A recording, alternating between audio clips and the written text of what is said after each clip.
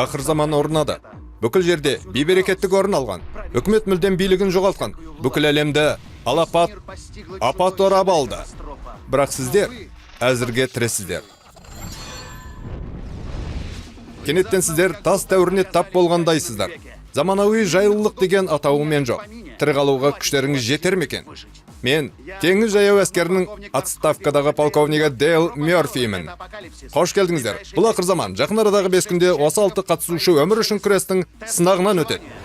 Мен қайтсем де жеңем, өткен ойыннан кейін мен жеңіс үшін нақты не керек екенін жақсы түсіндім.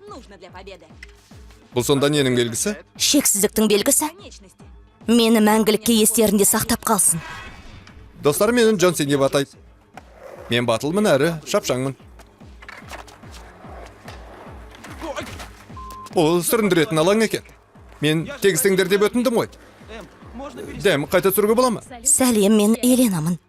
Мен түлкі сияқтымын. Тартымдымын, терім біркелгі, және әрқашан өзімнің дегеніме жетем. Нина, мен аман шығамын, өйткені тек өзіме ғана сенім артам. Барлық жағынан. Мен жайттым. Иығымдағы бұлшық етіме 3 рет ота жасағандықтан футболшы болу мүмкіндігінен айырылдым. Бірақ ерік жігерім өзімен бірге емес пе? Эмбер, Иракта қызметте болғам. Лақабатым жауынгер қыз. Әрекет етуге дайынмын. 6-шы ойыншы. Апаттан кейін зардап шеккен аймақтарда қалған. Олардың тек киімдері ғана және аман қалуға деген талпыныстары бар. Қалай десек те, 5 күннен соң олардың біреуі ғана қалады. Көріңіздер. Бұл ақыр заман.